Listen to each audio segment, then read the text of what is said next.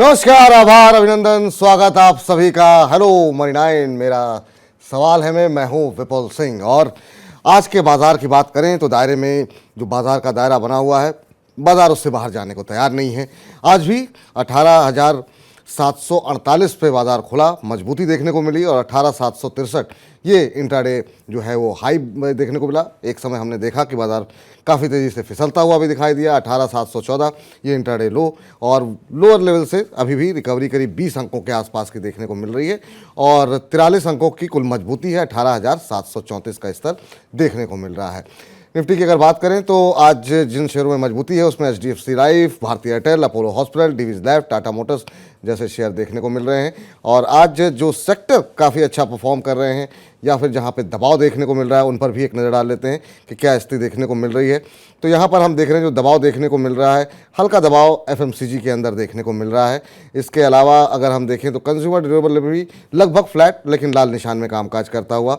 मजबूती कहाँ देखने को मिल रही है? तो मजबूती आज हरे निशान देखने को मिल रहे हैं रियल्टी शेयरों में। रियल्टी शेयरों में कुछ एक शेयरों में स्टॉक्स में जो है हम देख रहे हैं काफ़ी सारी खबरें भी हैं, उसको भी हम आगे बढ़ेंगे स्टॉक्स में चर्चा करेंगे। उसके चलते आज रियल्टी इंडेक्स में मजबूती देखने को मिल रही है और एक प्रॉफिट बुकिंग के बाद एक बार फिर से खरीदारी यहाँ पर आती हुई दिखाई दे रही है।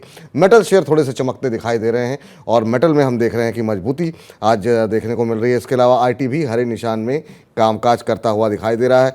बैंकिंग शेयरों की अगर बात करें तो मामूली बढ़त यहाँ पर देखने को मिल रही है, लेकिन इसके अलावा जहाँ पर हम देख रहे हैं कि हल्की गिरावट है वो है ऑटो सेक्टर। ऑटो सेक्टर में दबाव देखने को मिल रहा है, मामूली दबाव है, हल्की गिरावट यहाँ पर देखने को मिल रही है। लेकिन कुछ एक शेयर ऐसे हैं जहाँ पर हम देख रहे हैं कि काफ़ी अच्छा मोमेंटम जो है वो बनता हुआ दिखाई दे रहा है। उसमें हम देख रहे हैं कि गुजरात पीपावाव शामिल है, करीब 8% से ज़्यादा की मजबूती यहाँ पर देखने को मिल रही है। इसके अलावा श्याम मेटलिक्स में करीब 5% का अपर सर्किट लगता हुआ। अंबर इंटरप्राइज, जैसा कि हम बता रहे थे भी आपको कि आज जो है अच्छी मजबूती देखने को मिल रही है यहाँ पर। इसके अलावा जो है कैनफिन होम्स में भी बढ़त देखने को मिल रही है। चलिए आज के खास मेहमान से आपको रूबरू कराते हैं। हमारे साथ डॉक्टर रवि सिंह जी जुड़ चुके हैं, वीपी शेयर इंडिया के। रवि जी, बहुत बहुत आभार, अभिनंदन, स्वागत सर आपका आज के इस कार्यक्रम में। पहला प्रश्न बाजार को ही लेकर के होगा। अब बाजार को लेकर के बड़ी सारी आशंकाएं हैं। आज एक अखबार की रिपोर्ट भी पढ़ रहे थे और वहाँ लिखा गया था कि इस तरह के पैटर्न जब बनते हुए दिखाई देते हैं। उन्होंने 2002 का जिक्र किया कि जब ज़्यादातर शेयर जो है वो अपने ऑल टाइम हाई के आसपास हो, तो करीब 73% शेयर जो है वो जो है मजबूती दिखा रहे हैं। ये संकेत होता है बाजार में बड़ी गिरावट का और कह रहे थे 5 से 6% तक की गिरावट के संकेत देखने को मिल सकते हैं। आप कितना सहमत हैं इससे और क्या वाकई में बाजार में करंट लेवल से 5-6% की गिरावट आती हुई दिखाई दे रही है अभी आपको? देखिए, यहाँ पे विपुल जी, आपने जो ये बताया है कि बहुत इंपॉर्टेंट अलर्ट है और मुझे ऐसा लगता है कि ज्यादातर आपको अब यही व्यूज देखने को मिलेंगे। खासतौर से अगर आप निफ्टी के चार्ट को या फिर बैंक निफ्टी के चार्ट को देखें तो कहीं ना कहीं से वो करेक्शन ड्यू होता हुआ नजर आ रहा है और ओवरऑल गिरावट के दौर दिख सकते हैं। सबसे पहला लेवल तो 18,200 और 18,000 के यहाँ पर आते हुए आ सकते हैं। लेकिन मैं आपको यहाँ पर ये बताने वाला हूँ कि आपको कब मार्केट में ये गिरावट के दौर दिखेगा। पहला 18,880, 18,840 यानी कि जो पिछला हाई था उस हाई के पास आता है तो रिस्क रिवॉर्ड रेशियो बेहतर हो जाएगा और वहां पर 100 रुपए या 150 रुपए के स्टॉप लॉस से अगर आप सेल करके चलेंगे तो आपको 400 से 500 पॉइंट की गिरावट देखने को मिलेगी। पहला। दूसरा कंडीशन यहाँ पर नोट कर लीजिए, अगर अब निफ्टी का जो अभी लेवल आ रहे हैं 18,732, टेक्निकली अगर इनको देखते हैं और ये 18,650 के नीचे चले जाते हैं तो आप बिलीव करिएगा कि ये अब नए लेवल जो आएंगे वो 18,280, 250 तक आएंगे। तो हर साइन यहाँ पर गिरावट का दिखा रहा है। टेक्निकल पैटर्न पे, हेड एंड शोल्डर पे आपको निफ्टी के चार्ट पे आपको रिवर्स हेड एंड शोल्डर यहाँ पर बनता हुआ नजर आ रहा है जो कि 300 पॉइंट की गिरावट दे रहा है।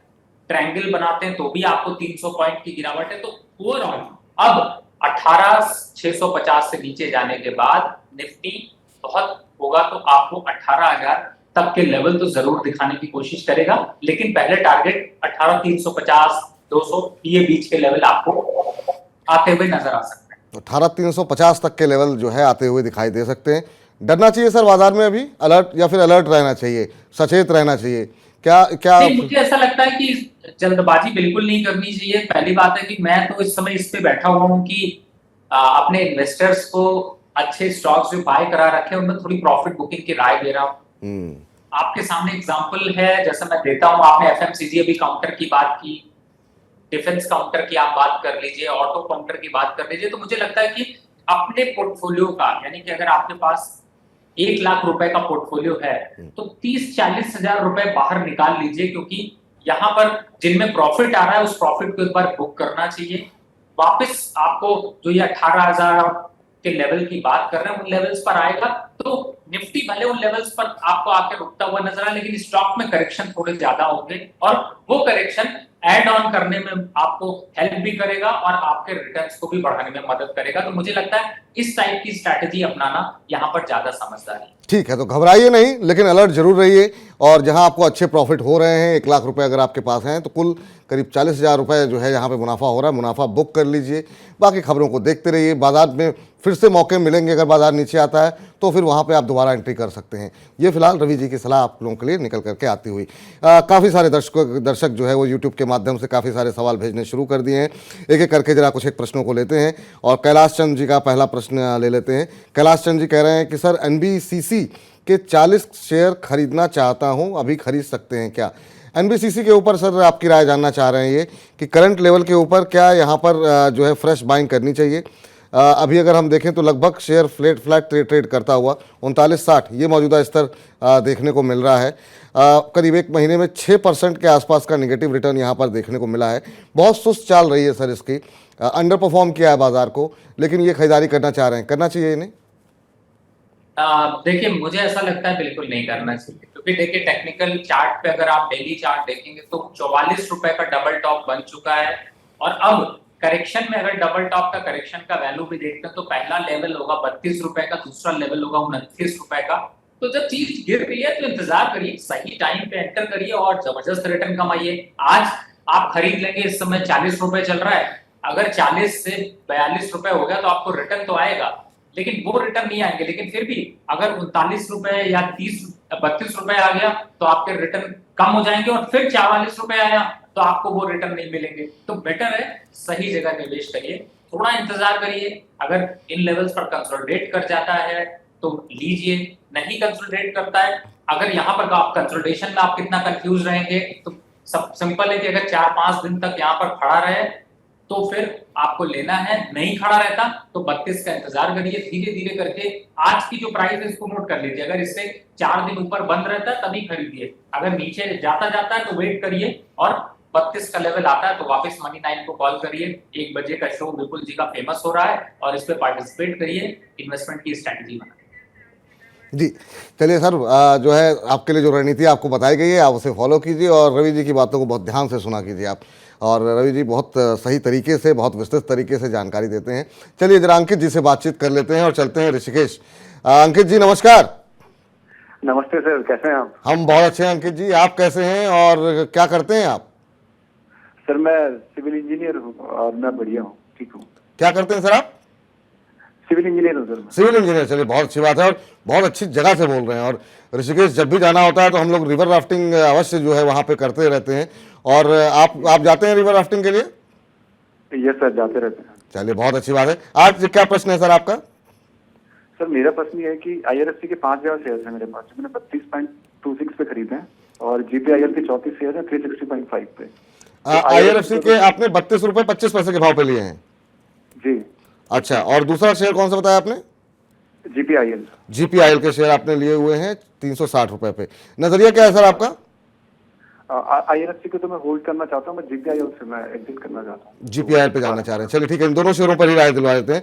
पहले तो रेलवे कंपनी IRFC सर अभी करीब 33 के आसपास चल रही है, 32-60 का भाव देखने को मिल रहा है। इनकी खरीद के आसपास ही है जो इनका नज़रिया है। अभी क्या करना चाहिए? कह रहे हैं होल्ड कर सकते हैं, यहाँ पे ज़्यादा टेंशन नहीं है। दिक्कत इनको है GPIL को लेकर के कि वहाँ पर क्या इनको नज़रिया अपनाना चाहिए, क्या अभी होल्ड करें या फिर निकल जाएं, ये जानना चाह रहे हैं। आज हम देख रहे हैं करीब 1.25% के आसपास की तेज़ी गोदावरी पावर एंड इस्पात लिमिटेड में देखने को मिल रही है। क्या सलाह रहेगी सर आपकी इन दोनों शेयरों पर? देखिए, सबसे बड़ी बात है कि GPIL में इनको बेहतरीन प्रॉफिट आ रहा है। इस समय 490 का भाव चल रहा है, 360 पे खरीदा हुआ है। और जो मैं आपसे विपुल जी कह रहा था कि इस समय स्ट्रैटेजी ये रखिए कि 40% 30% मुनाफा वसूल कर कोई दिक्कत नहीं है। 460 के नीचे अगर ये स्टॉक जाता है तो पूरा मुनाफा बुक कर लीजिए, कोई जल्दबाजी मत करिए। तो यहाँ पर पहली स्ट्रैटेजी 490-500 रुपए पे 40% मुनाफा बुक करिए। दूसरी स्ट्रैटेजी कि 460 के नीचे जाता है, पूरी पोजीशन काट दीजिए और उसके बाद नए स्टॉक्स जो हम लोग रिकमेंड करते हैं या आपको जो नए स्टॉक आते हैं उसको चूज करिए और फिर पूछिए। अब आते हैं पहले आपके IRFC पे। देखिए IRFC आपने खरीदा है, ये थोड़ा अब आपको कंसोलिडेट करेगा। यहाँ पर अब आप भूल जाइए इसको लेके, आप 2 महीने 3 महीने तक इसमें अब आपको दिमाग लगाने की जरूरत नहीं है, उसके बाद ही इसमें दौड़ चालू होगी। और अभी के पैटर्न पे ये थोड़ा बढ़ जाएगा, आपको चिंता करने की जरूरत नहीं है। यहाँ से आपको 2-4-5 रुपए की तो बढ़त दिखाएगा ही दिखाएगा, तो उसमें बने रहिए। लेकिन GPIL में मुनाफा वसूली जरूर कर लीजिए, 460 का स्टॉप लॉस डाल लीजिए और पैसे को एक बार बाहर निकाल लीजिए। एक बार प्रॉफिट बुक कर लीजिए सर, 40-50% पे अभी कर लीजिए। अगर 460 के नीचे जाता है तो पूरा मुनाफा अपना बुक कर लीजिए, अच्छे रिटर्न आपको मिल रहे हैं। पैसे पास में रखिए, बाजार फिर से मौका आपको देने वाला है, फिर आप एंट्री कर सकते हैं। IRFC को होल्ड करने की सलाह है और अभी भी बहुत सारे मौके हैं शेयर बाजार में, और आज भी हम पूछेंगे रवि जी से उनके पसंदीदा शेयर, तो फिर वहाँ पे आप जो है उन शेयरों में भी नज़र बना सकते हैं। चलिए ज़रा साक्षी जी का प्रश्न ले लेते हैं। और साक्षी जी कह रही हैं कि इन्होंने IDFC के शेयर लिए हुए हैं और IDFC के शेयर इन्होंने 4000 शेयर ले रखे हैं और 107 रुपये 80 पैसे के भाव पे।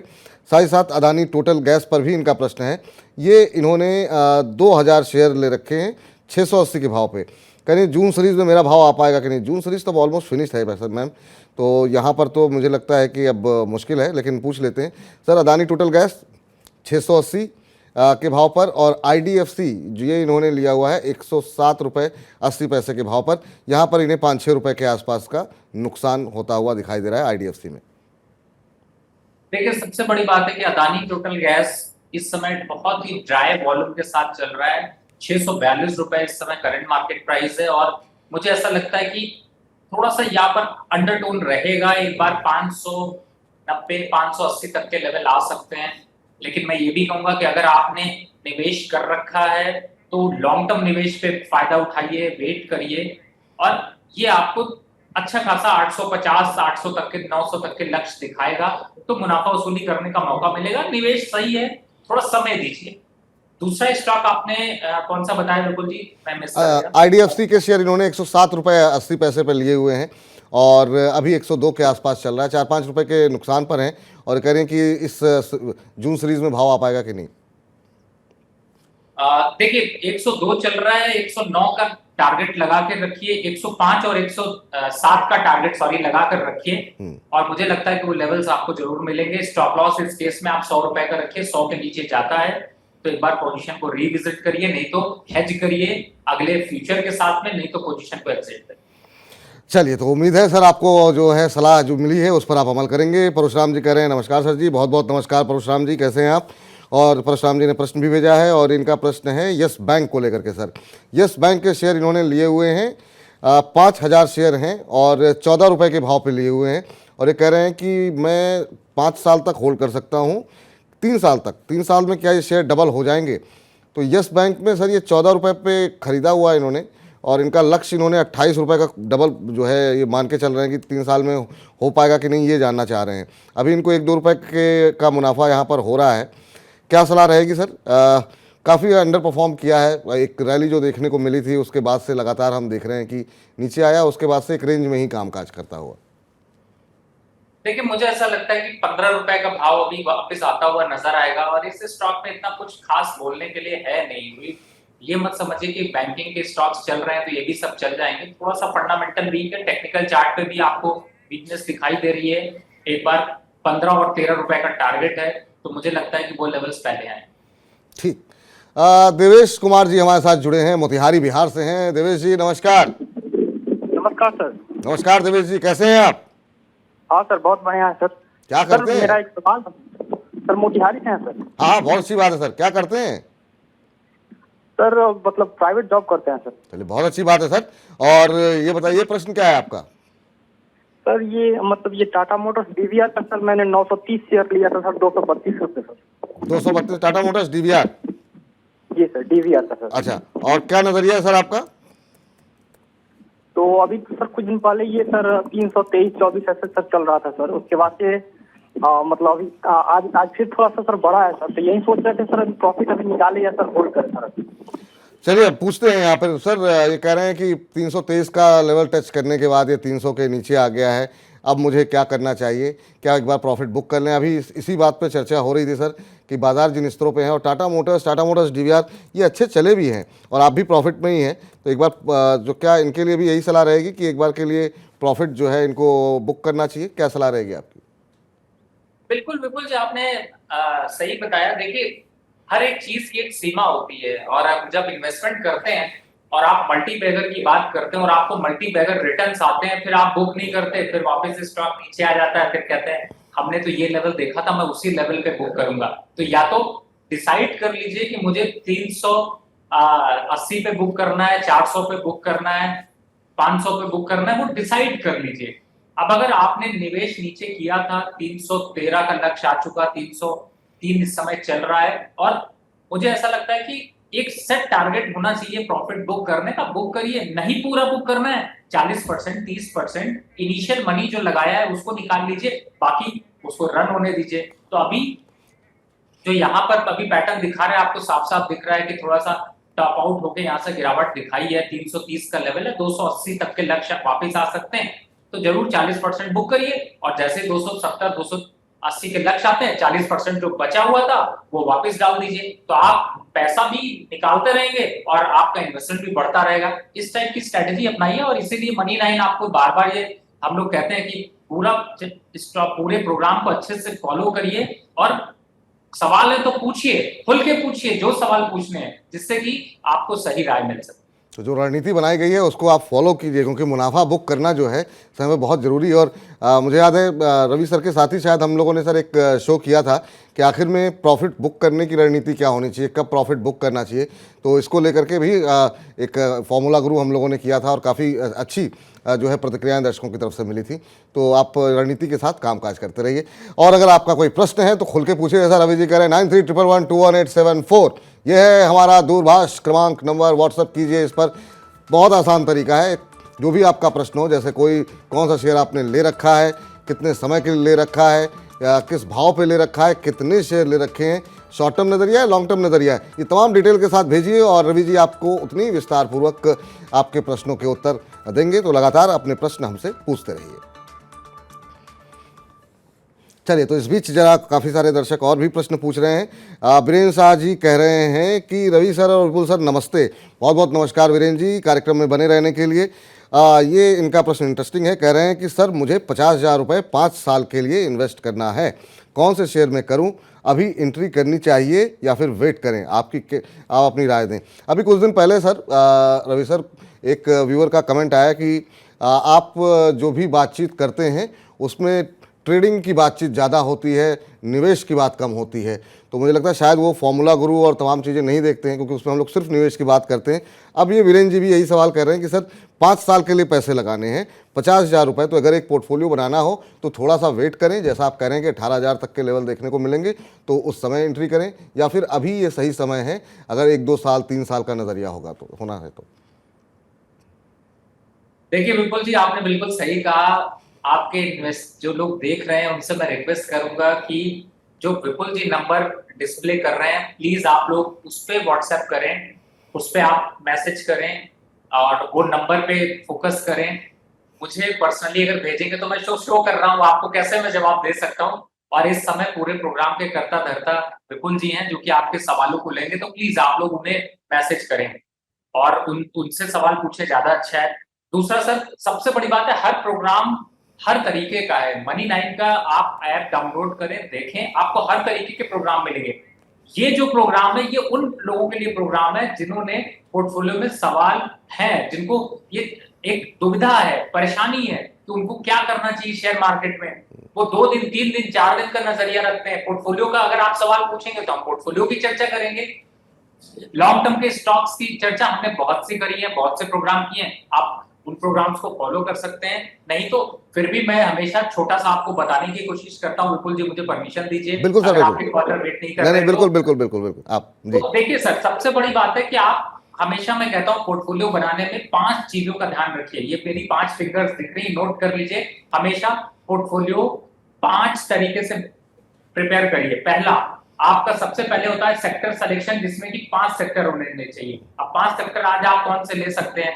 बैंकिंग ले सकते हैं, ऑटो ले सकते हैं, पावर ले सकते हैं, ऑयल एनर्जी ले सकते हैं, और साथ ही फार्मा सेक्टर ले सकते हैं। 5 सेक्टर कंप्लीट हो गए। अब इन 5 सेक्टर से आपको एक एक दो दो स्टॉक्स को पहले अपने पोर्टफोलियो में ऐड करिए।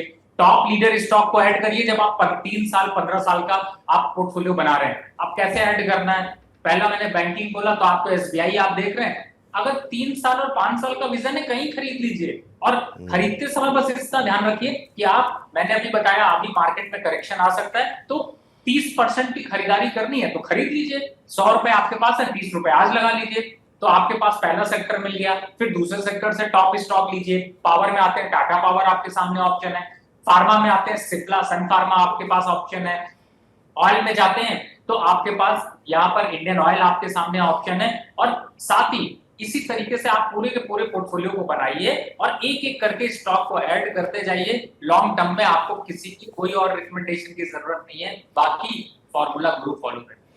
तो उम्मीद है वीरेंद्र शाह जी और तमाम वो दर्शक जो कि इस समय लंबी अवधि के लिए 2 साल 3 साल 5 साल के नज़रिए के लिहाज से पोर्टफोलियो बिल्डअप करना चाह रहे हैं, तो बहुत आसान तरीके से सबसे पहले 5 सेक्टर चुनिए। उनमें से कौन कौन से सेक्टर हैं वो बताया आपको रवि जी ने। उनमें से दिग्गज कंपनियां चुन लीजिए, किसी भी लेवल पे हो खरीद लीजिए, थोड़ा थोड़ा करके खरीदते रहिए। गिरावट आए तो और खरीद लीजिए। 5 साल 3 साल में जब भारत की आर्थिक स्थिति जो है आगे बढ़ेगा, तरक्की करेगा भारत, तो निश्चित रूप से शेयर बाजार भी आगे बढ़ेगा और आपको आपके जो आपने निवेश किया है वो भी आगे बढ़ते हुए दिखाई देंगे। चलिए कुछ एक और दर्शकों के सवाल लें, उससे पहले सर एक शेयर पे ज़रा चर्चा कर लेते हैं जिसमें हम देख रहे हैं काफ़ी अच्छा मूव देखने को मिला है, और वो है फोर्स मोटर का। फोर्स मोटर में सर अगर हम देखें तो पिछले 3 महीने के अंदर शानदार मूव देखने को मिला है। करीब करीब यहाँ पर हमने देखा 100% के से ऊपर के रिटर्न आते हुए दिखाई दिए हैं। पिछले 6 महीने में भी हम देखें तो 80-82% चला है और अब अपने 4 साल के हाई पर इस समय ट्रेड करता हुआ दिखाई दे रहा है।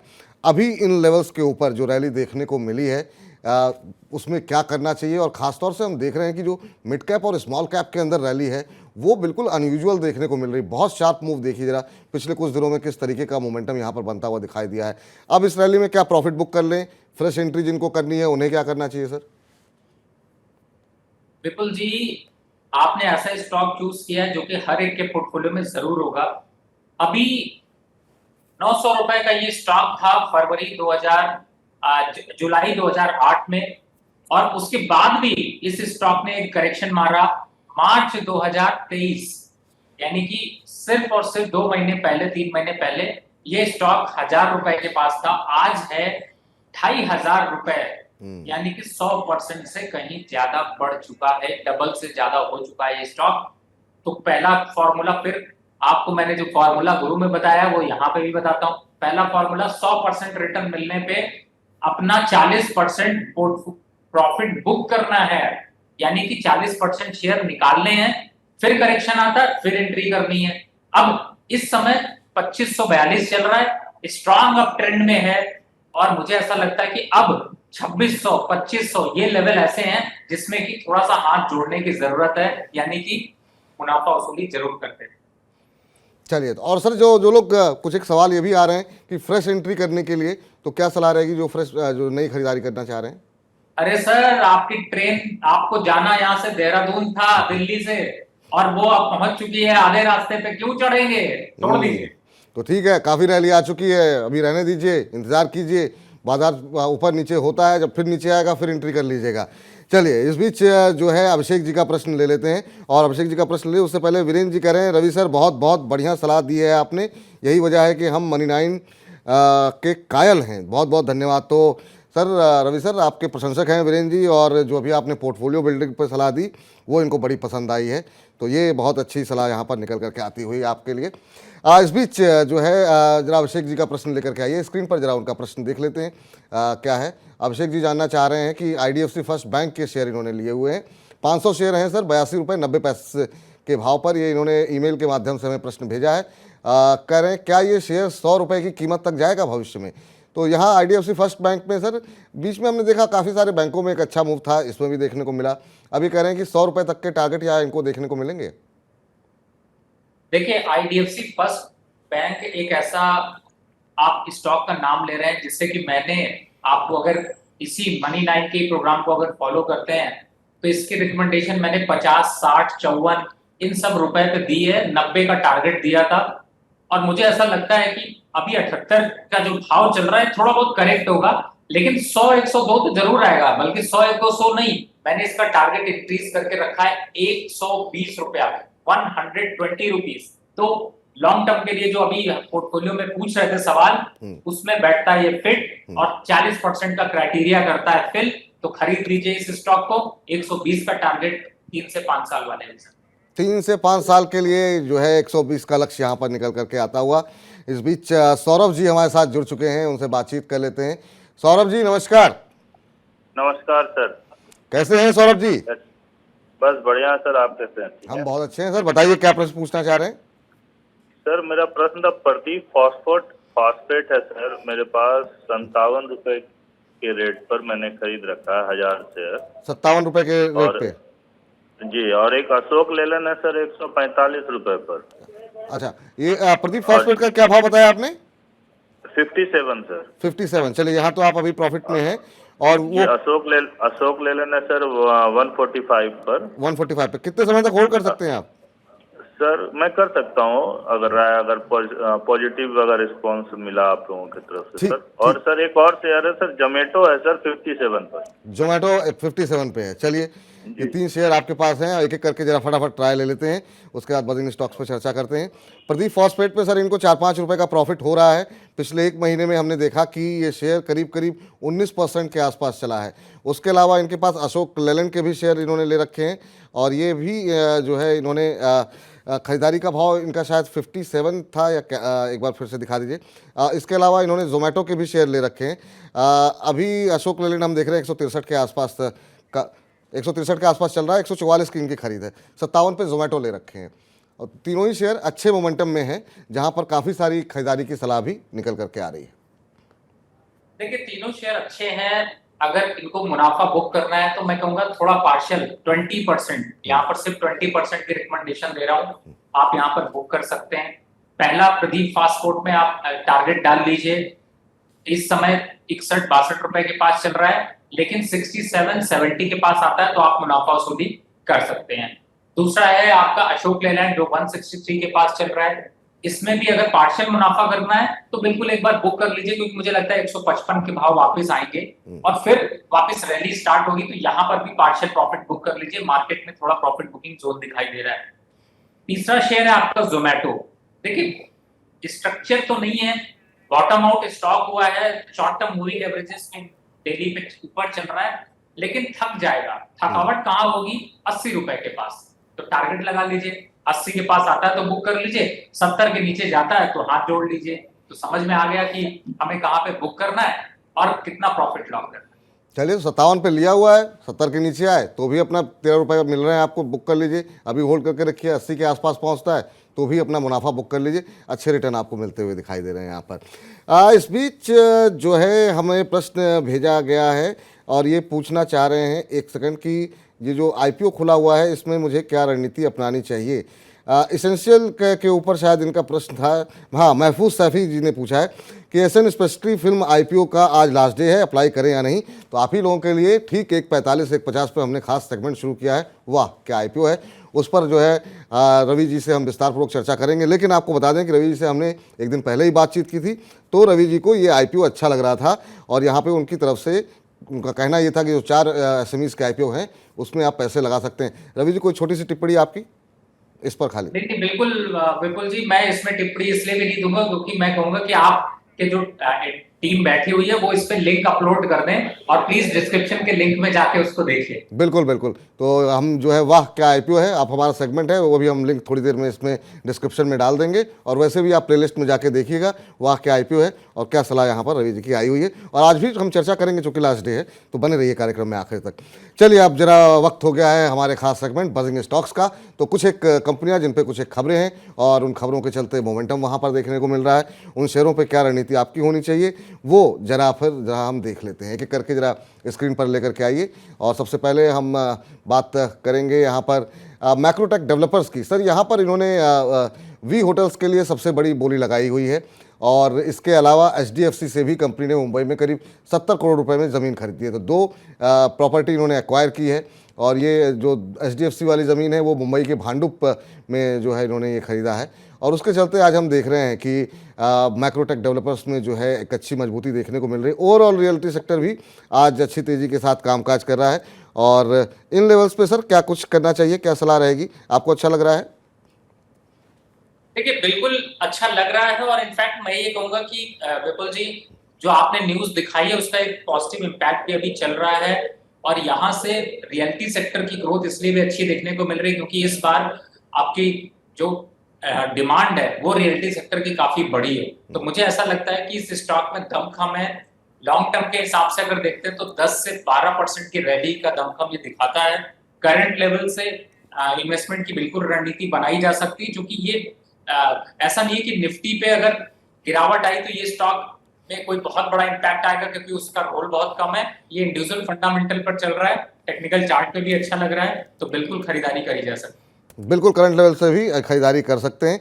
अगला जो खबर आई है वो आई है आवास फाइनेंशियल को लेकर के, और यहाँ पर भी सकारात्मक रुख देखने को मिल रहा है। और यहाँ पे खबर ये है कि स्मॉल कैप वर्ल्ड फंड ने यहाँ पर कंपनी में 1% हिस्सा बेचा है।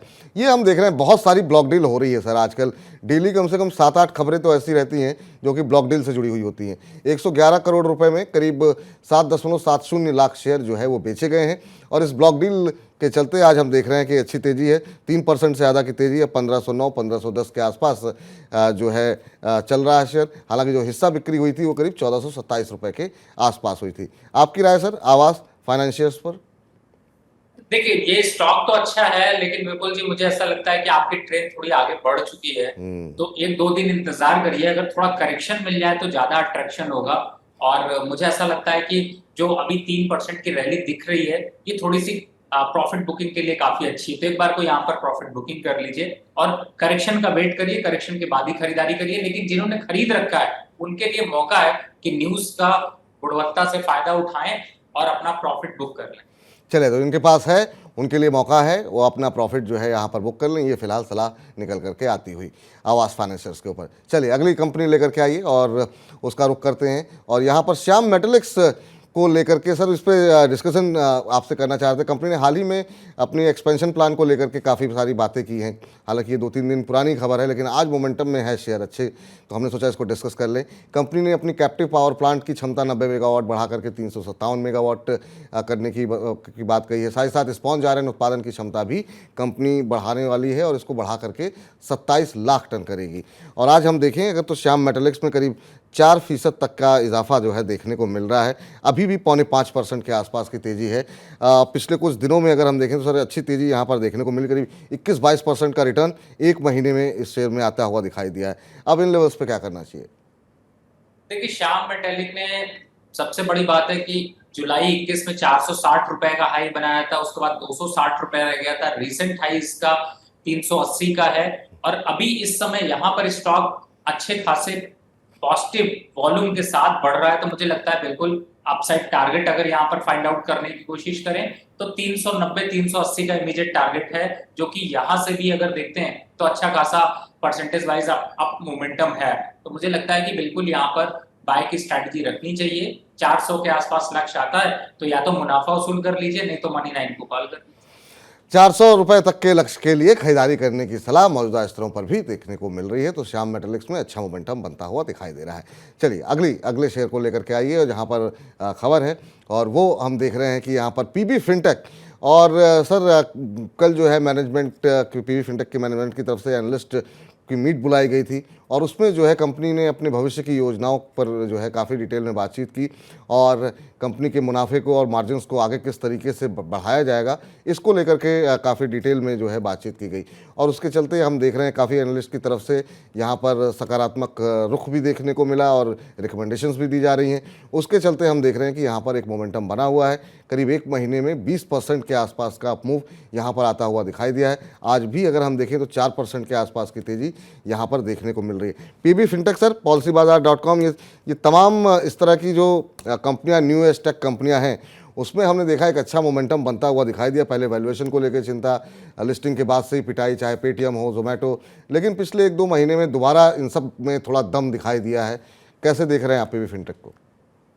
देखिए, यहाँ पे विपुल जी अच्छी बात यह है कि रिस्क रिवॉर्ड रेशियो बड़ा बेहतरीन है। आप पीबी फिनटेक को करंट मार्केट प्राइस से बाय कर लीजिए, 716 रुपए चल रहा है, 800 रुपए तक रिस्क नहीं है। और रही बात स्टॉप लॉस की, तो उसका भी रेशियो बड़ा बेहतरीन है। 16 रुपए का रिस्क, यानी कि 700 की क्लोजिंग का रिस्क लगाइए, 800 का टारगेट, यानी आपको मिल रहे हैं यहां से 85 रुपए और रिस्क है 15 रुपए 16 रुपए का। तो आप समझ ही सकते हैं रिस्क रिवॉर्ड रेशियो बेहतरीन है। स्टॉक अच्छा अपवर्ड मूव पे है, क्लोजिंग स्टॉप लॉस लगा के चलने दीजिए। और ट्रेडिंग के लिहाज से भी अच्छा है, इन्वेस्टमेंट के हिसाब से भी करते हैं तो रिटर्न बहुत अच्छे हैं। तो 800 का टारगेट आने के बाद ही मुनाफा वसूली करते हैं। ठीक, तो यहाँ पर भी खरीदारी के मौके बन रहे हैं। रिस्क टू रिवॉर्ड रेशियो के हिसाब से भी कंपनी अच्छी लग रही है रवि जी को, खरीदारी आप करके चल सकते हैं। चलिए अब जरा अगली कंपनी, आज के आखिरी बजिंग स्टॉक्स पे बातचीत कर लेते हैं। और BLS इंटरनेशनल में हम देख रहे हैं कि खबर निकल करके आई है, और यहाँ पर जो खबर है BLSS पे कि कंपनी की जो कंपनी के बोर्ड ने सब्सिडरी कंपनी जो इनकी है उसके IPO को लाने की मंजूरी दे दी है। यहाँ पर BLS ई सर्विसेज के IPO को मंजूरी दी गई है, और इस खबर के चलते आज यहाँ पर BLS इंटरनेशनल में भी हम देख रहे हैं कि एक सकारात्मक रुख देखने को मिल रहा है। करीब 1-1.5% की तेज़ी सुबह से ही बनी हुई थी। सर, अब इनके सब्सिडरी कंपनी का भी IPO को मंजूरी मिल चुकी है। आप BLS को कैसे देख रहे हैं? और यहाँ पर अगर हम देखें तो करीब 2% के आसपास की तेज़ी आज देखने को मिल रही है। इन लेवल्स पे क्या कुछ सलाह रहेगी सर? यहाँ कोई अपॉर्चुनिटी है क्या? बिल्कुल सर, यहाँ पर अभी भी अपॉर्चुनिटी बन रही है। 196 का लेवल है, 205 तक का ये टारगेट आपको अचीव करा सकता है। तो मोमेंटम अच्छा है। मुझे ऐसा लगता है कि यहाँ पर भी बाइंग स्ट्रैटेजी और बाइंग कॉल लेना चाहिए, लेकिन सावधानी से लीजिए। यहाँ पे स्टॉप लॉस एक जरूर जो है वो रखिए 180 का, लेकिन पहला टारगेट 212-220 के आसपास तक आ सकता है।